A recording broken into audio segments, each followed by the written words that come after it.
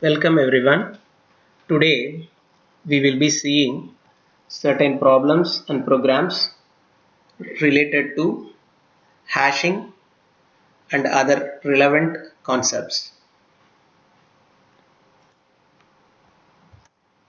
The first problem is total number of unique pairs. The problem statement goes in this way. Everyone knows that some special Pikachus hate evolving into righteous. So it's basically a characters that are related to some animations and games, Pokemon. The question is, how do we find these special Pikachus who hate evolution? The crazy Pokemon trainer Ash Ketchum has derived a random algorithm which is completely wrong. So you being the friend here, you need to assist. How? You can see the third bullet point, which is very important, which actually determines the requirement for the problem. He thinks if you are given n Pikachus, say in an array starting from a1 to an, each Pikachu is denoted by an integer. Now we actually deal with integers, a set of integers. The total number of unique pairs, we need to identify the total number of unique pairs, say ai comma aj, where I is less than j is the number of Pikachus who hate evolution. So basically we need to identify the total number of unique pairs in a given set of numbers. So the input format, as usual, it will be an integer n followed by the number of integers as input. Output format will be how much number of unique pairs. You will have a set of unique pairs for the given set of integers. What is the total count of such unique pairs? This is what you need to identify for this problem. So the input might be something like this. You can see here 5 is the n value, total number of elements you are taking. The elements may, for example, 1 2 2 1 3. So these are all the 5 numbers which has been taken. The output is 6, meaning the possible pairs, unique pairs identified are 6 in number. What are all the pairs possibly for these input? I have given it here for your clarity. You can see here I say that I need to find a unique pair of an integer list from a1 to an in such a way that that unique pair need to be something like this. A comma aj should be unique enough where I is less than j, that condition to be satisfied. If that is the case, you can see here what are all the possibilities: 1 comma 1, 1 comma 2, 1 comma 3, then 2 comma 1. You can see here this 2 comma 1 followed by 2 comma 2 and 2 comma 3. These are all the possible pairs where I have identified unique pairs with the condition that I is less than j. That is very important. If I have an array list from say index 1 to n, definitely I have to make sure that the condition say I less than j is satisfied, where ai is my first element, aj is my the subsequent element. Very important. So this is one input output which is under our purview.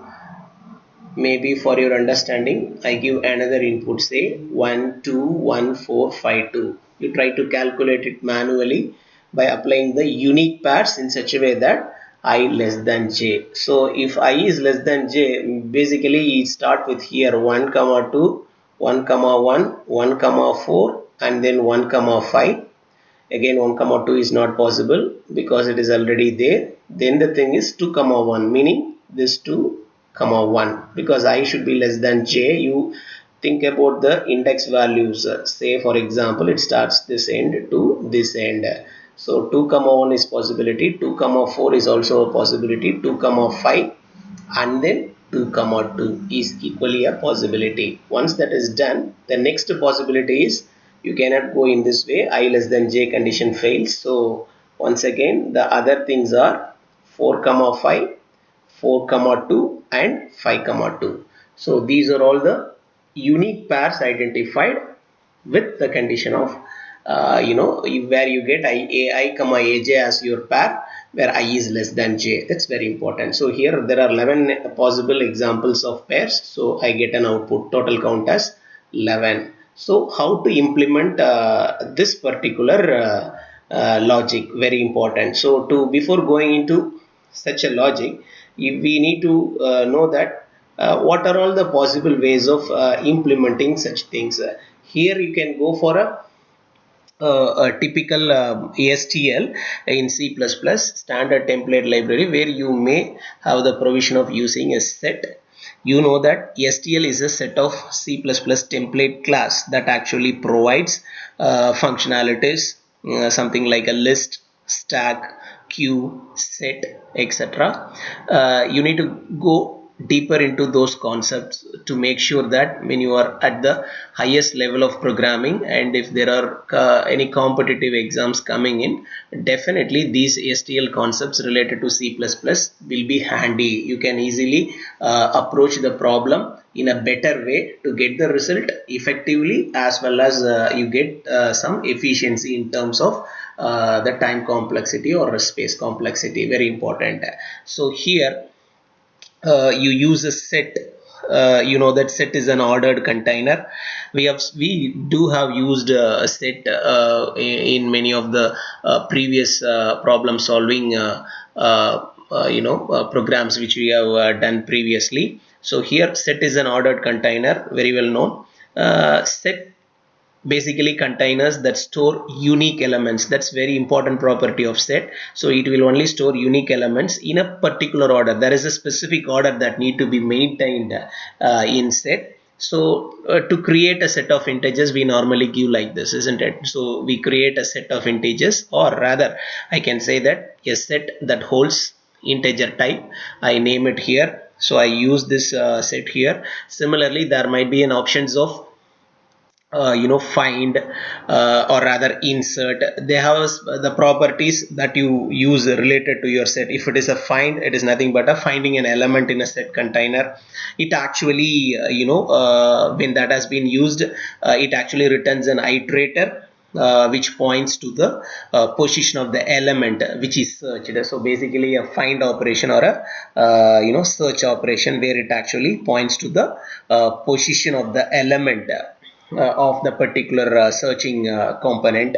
Then possibly if an insert has been used, it is again an inserting an element in a set container. It actually returns an iterator that actually points to the inserted element in the container. So these basics need to be brushed up properly here. So once that has been done, the program flows in this particular fashion, where in the main function I have given the input straight away. Maybe you can get it from the user. So 1 2 2 1 3 is nothing but the input I have taken up. I have taken these 5 integers as my input. So I need to identify the unique pairs like this, and the total count of such unique pairs is 6. 6 is the output which is required for this problem. So once that main function, where in the main function I am calling a how you are going to calculate the pairs. So I am passing it to a separate function here. So here as I told you, you create a set of integers here. Then you use a particular variable un, which is actually the one that is used or which has been utilized for storing the number of unique elements. We need to store the number of unique elements through this un of I, and there is something like un of n minus 1 equal to 0. This is because the last element have no unique elements. Always the last element, as you know, it doesn't have unique elements after it. So basically un of n minus 1 is assigned to 0. You initialize the count. Once that has been done, it's a very simple operation, where under a for loop we try to check if the current element has already used, if the current element has been already used or not unique. So for that to be done, we have used a case where the so-called from a particular element the unique elements can be tracked in such a way that if a of I is my current element, the unique elements will be placed, say I plus 1, I plus 2, I plus 3. Those are all the positions that you are tracking. So I am trying to track it from the right side end to my left side, and basically we try to apply a hashing related concept to ensure that I can use such data structure effectively here for identifying the unique pairs. So here what happens is that if the current element has already used, which means it is not unique. So what happens is that once that checking has been done, I am trying to set to the true. If a of I is visited, if it isn't visited, I make it as a true, and we try to identify it accordingly. So and the count value gets its updation if it is either a visited or a not non-visited case. So accordingly I do that, and of course I use my find and insert according to the set STL property. If that has been done, again what happens is that if the so-called to know which a of I is already visited, that's very important. If I am having a as an array, a of I as my array value, to know which a of I is already visited, there might be a cases where certain values can be already visited. So again I will check here for the condition if it is visited, and if it is not unique case has been checked once again, and accordingly I am updating my answer. My answer really depends on the un of I, which actually stores the unique elements. The number of unique elements gets accumulated. So here what happens is that once that has been done, I am returning the answer which actually gets the count value of the number of unique elements. So here basically you need to understand what is meant by STL and how STL in C++ can be used effectively. What are all the components of STL, of which set is one such type, and using set in terms of in a particular program, and how those containers store the unique elements in a specific order, probably in a sorted order here, and how these containers can be used effectively with respect to certain operations like find, insert, and all other things is very much warranted and needed here. So once that has been done, this program can be run to get the answer for the pairs. Maybe I will show you. Yes, this is the unique pair program where we try to use a set where a group of integers have been taken, and what we do is that using a find and insert operations related to your set, we try to identify the unique elements starting from right to left. If the current element has already been used, the not unique non-unique property has been checked, and accordingly the visited and unvisited nodes have been accessed, and finally what we do is that we accumulate the number of count of unique pairs and we print it off. So this is the program, and I'm trying to run it down.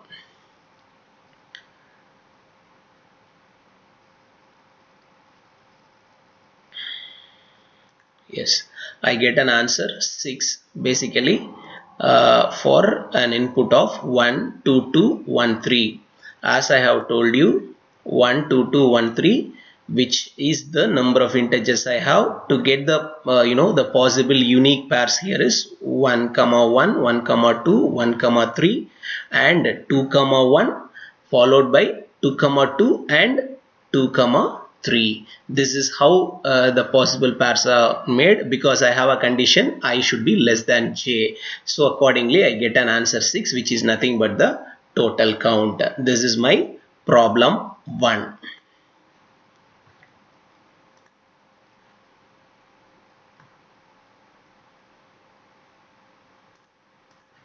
Now I am going to the very next problem. Yeah, this is called as length of the longest subsequence. Very important here. There are many problems that comes under competitive programming that uses advanced concepts related to dynamic programming, something like longest LCS, LIS sort of a problem. This is one of the kind where it branches from the very basic functionality where we need to find the length of the longest subsequence. The problem statement is very simple. An array is given, positive integers are there, find the length of the longest subsequence. I need to identify the longest subsequence such that elements in the subsequence are consecutive integers. That's very important. So consecutive integers have been taken as a subsequence. The consecutive numbers can be in any order. That is a very important property given here. So for that to be done, you need to know how it actually behaves with respect to an example. You can see here 7 is the number of elements taken. So the sequence is the length of the sequence, or rather the elements present in the sequence is something like this: 2, 6, 1, 9, 4, 5, 3. So what we are trying to do is that I need to find the length of the longest subsequence. And the subsequence should be in consecutive. So when you trace these numbers and try to formulate or try to view the numbers starting from 1, I think there is a consecutive subsequence: 1 followed by 2, 3, 4, 5 and 6. Then I think the continuity breaks. Then you have only yeah, of course you have only a 9, a separate number. So my output is 6, meaning is that there are some consecutive numbers, say 1, 2, 3, 4, 5, 6 in the list. Then the number need not be in a increasing or a decreasing order. That is a very important point. You can see here the consecutive numbers can be in any order. So that is why we have identified the subsequence which is longest, and the possible answer is 1, 2, 3, 4, 5, 6 is my answer here for this particular problem. So how to solve this problem? You can go for a brute force or a basic approach for this problem, where you simply apply a sorting technique. Really, you can apply a sorting technique where the numbers can be sorted. Once that has been sorted, you know that the subsequence with the consecutive numbers can be easily identified by comparing the numbers previously and to the next, and accordingly you can fetch the longest sequence which is really need here. That can be done. So you can see here the first approach is sort the entire array. Consecutive elements will be linearly lined up, as you know, next to each other, so that linearly checking for the longest consecutive sequence can be done. It's a very simplest method. Possibly that is the basic method that comes to everyone when they are trying to see the problem. Probably using a sorting and applying this logic may end up in the complexity of order of n log n. Basically, if you can implement in a better way this approach, the first approach may end up in order of n log n. And if there is a possibility, if they are asking for even more a better algorithm for the same problem, maybe you can go for an approach 2 which actually applies hashing. So I will let you know how your approach 1 really behaves. The approach 1 is nothing but sort the array and the consecutive checking of the numbers, because I need to find out the so-called longest sequence in a particular set of numbers given. So here under approach 1, you can see here, once sorting has been done, I find the maximum length by simply traversing, by using a simple for loop. I am trying to check if the current element is equal to previous element plus 1. If only you have a consecutive number, the current element will be equal to previous element plus 1, isn't it or not? If I am having 4, my current element is 5. So basically a previous element with another one added becomes my current element. So that checking can be done very easily for each of the value, and accordingly my count value can be increased. When I do that and try to find out the max value, that actually gives my the so-called total count, the longest sequence, which actually has the what they have asked for. The longest subsequence can be easily identified, though the numbers are in some order, in any of the order really. So for this particular approach 1, probably if you can apply this particular logic, it might be end up in order of n log n. Maybe in a case where you need to go for a better algorithm, you can go for something like a hashing, where you explore the properties of set data structure, where you can if you are using a C++, you can invoke your STL component, standard template libraries, use your set, then you can check all possible start of your consecutive subsequences. That can be done in this second approach, which is much more efficient than the previous one, where you can easily reach your order of n time, worst case running time, in this particular approach. So how you are going to do that, it depends on something like a hashing. So what the algorithm really you are going to use here is, you create an empty hash, very first point, then insert all array elements to hash, then you repeatedly do the following for every element. The array element, each element has been taken, check if this element is a starting point of a subsequence. We need to identify a subsequence, and we need to find the largest, or rather the longest subsequence. So check if the element is a starting point of a subsequence. That can be checked very easily by simply looking for array of I minus 1 in the hash. So array of I minus 1 is taken, and if it is not found, then you conclude that it is the first element of a subsequence. Once that is the first element of the subsequence, then count the number of elements, consecutive elements, you just take it up by iterative procedure and you keep that count.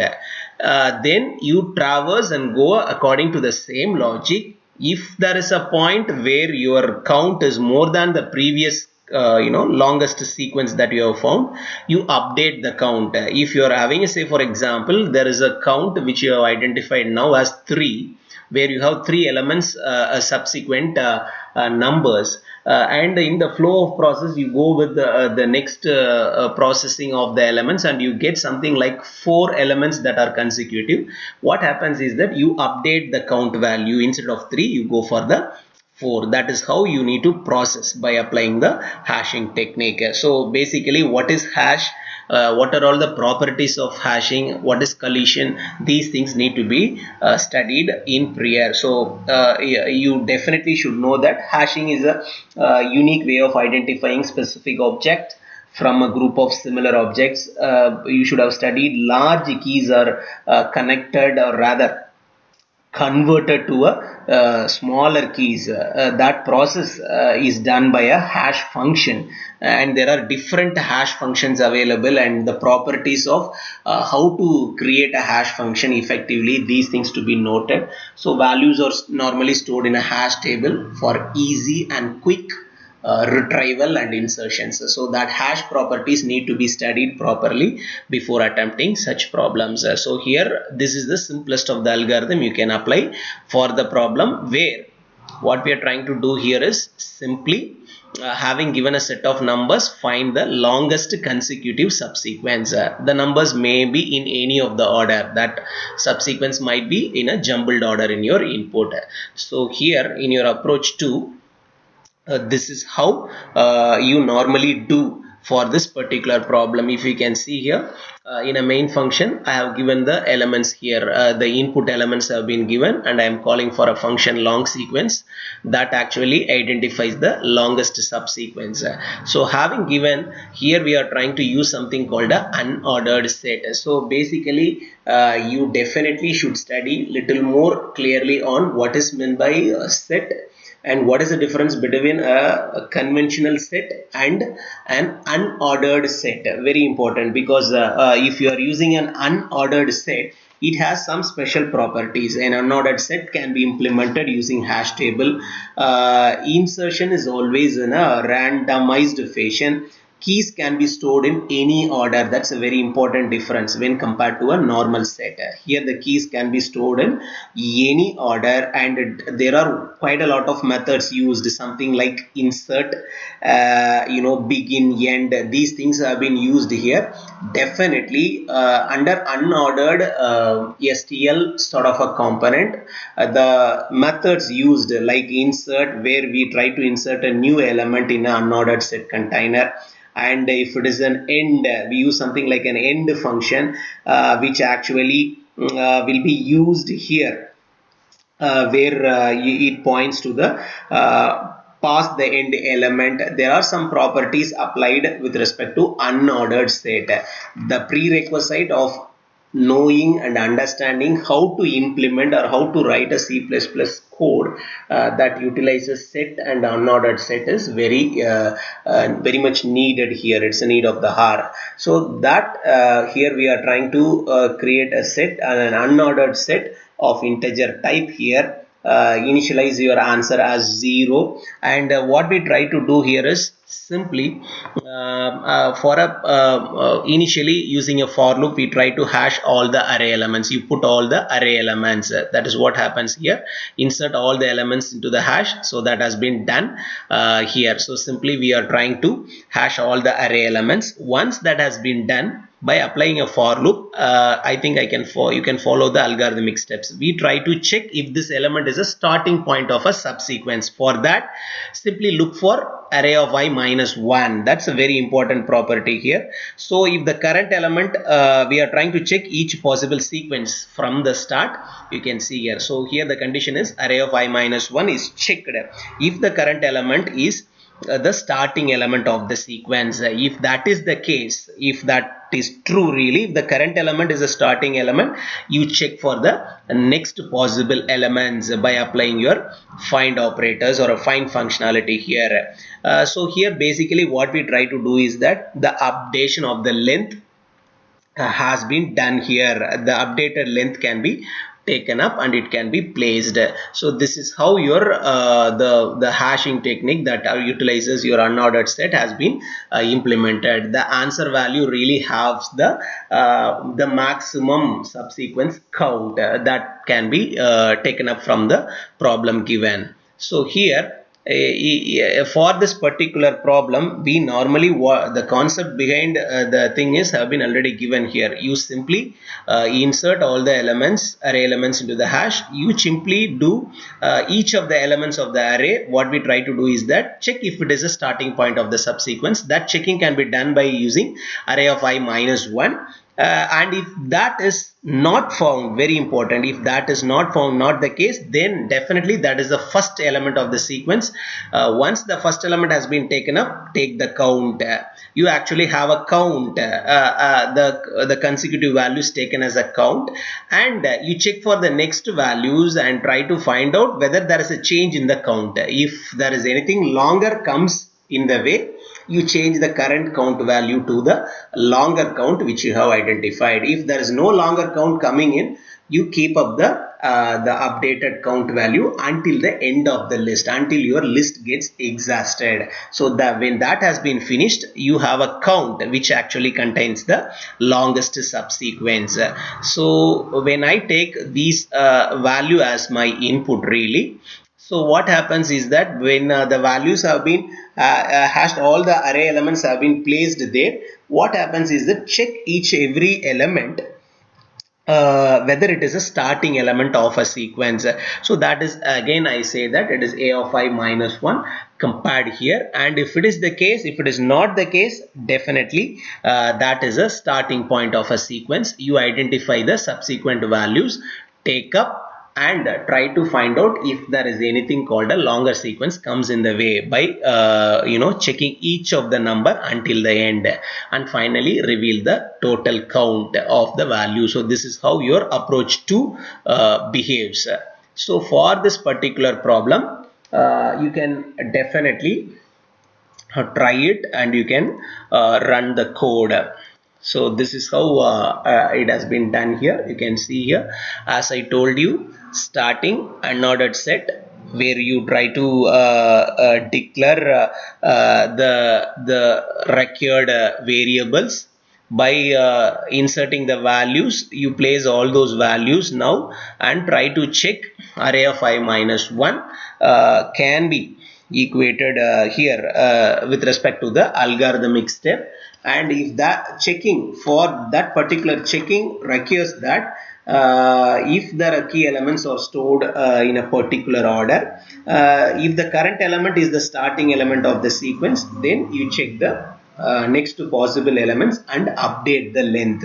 Once the length has been updated, definitely you can really have a go at this problem where you accumulate the count value that actually gives the longest subsequence of the problem. Very simple way of implementing. I'm trying to execute this as well.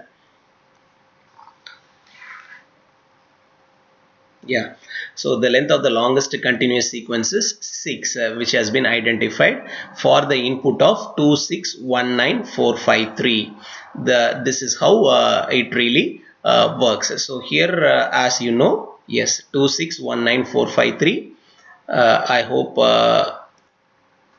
yes, this is the input that has been taken. So the consecutive integers definitely are 1 2 3 4 5 6. The count value is 6. This is how the problem works in this problem, or rather in this program, to identify the longest consecutive subsequence. As I told you, there are some variations of problem related to the same concept. Largest increasing subsequence, longest sequence, string matching subsequences, LCS, LAS sort of a problem, longest common subsequence that we call as LCS. So these problems can be a variation of the given problem now, that actually can be implemented using a more sophisticated problem solving methodology like dynamic programming. So that is the next level of programming problem solving concept which you need to study, and you need to explore a little more on that. As of now, today, these are all the two problems where both the problems directly or indirectly actually applies the concept of hashing, and the programs have been executed and the results have been fetched. I hope you learned something from the session. Thank you.